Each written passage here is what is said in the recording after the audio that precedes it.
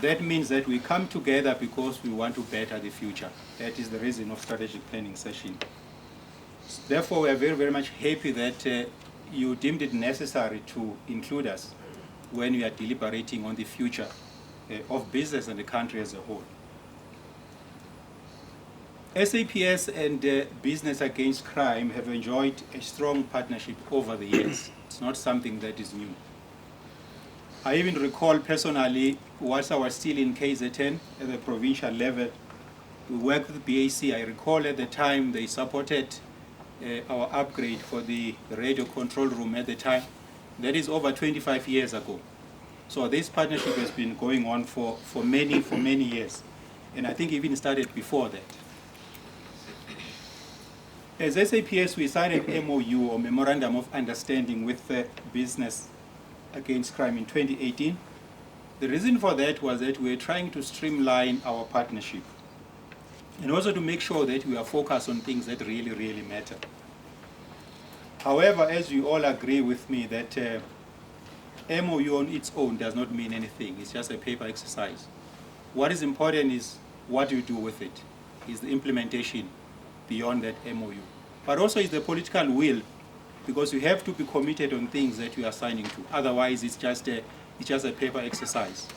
And we don't want to do that. I think both of us, SAPS and Business Against Crime, I don't think you sign an MOU so that we can just tell the world that we are now partners, and then what?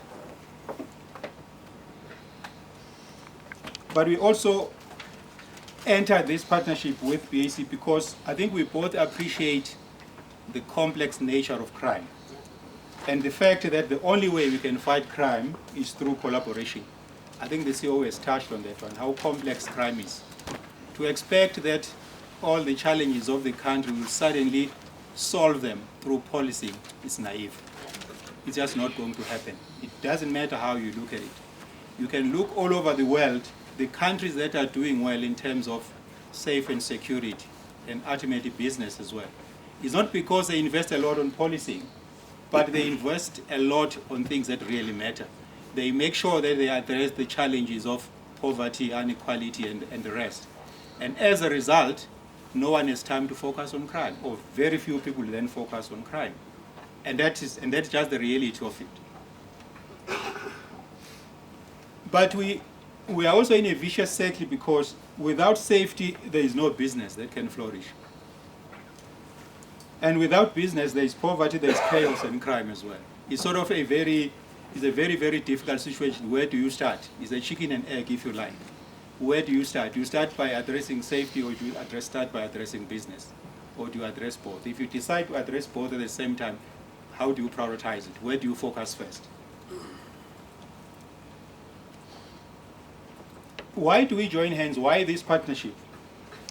I think it is also a well-known fact that the private sector have more resources and capacity to deal with some of the challenges of crime that we are facing. I think that is an open secret.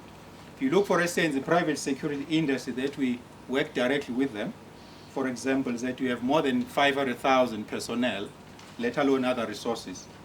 And we have footprints almost in every corner of the country in all the provinces. So those resources are important. I want to remind you that also that this partnership that we have with BAC has produced many positive results over the years. And we'll continue, us as SAPS, will continue to work with BAC in all our future endeavors. So we are fully committed into this partnership, and nothing is going to change in the future. But I must also touch on the challenges which the CEO also touched on as well, to reflect on it as we prepare or as we start our planning session.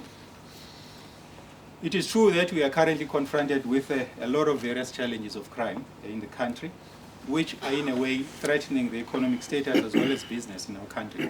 That is true. These challenges include, but they are not limited to the following. First challenge, obviously, that we're all aware of is illegal mining, which we call zamazamas. It's a challenge that we're all aware of.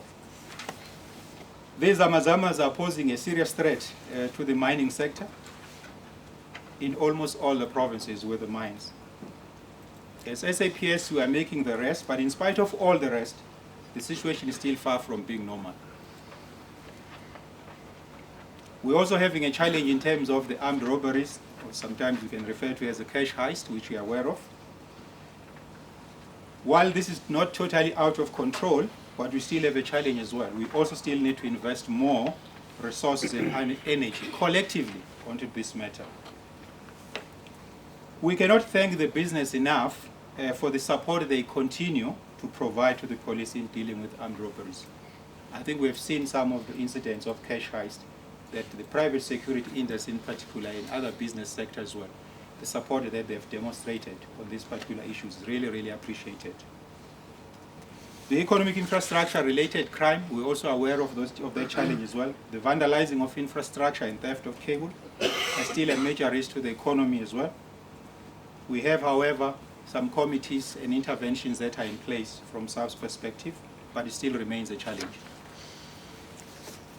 We also have a challenge that the CEO also touched on, extortions as well as kidnappings, still remains a challenge. We have seen the recent incidents in different provinces as well as far as kidnappings are concerned.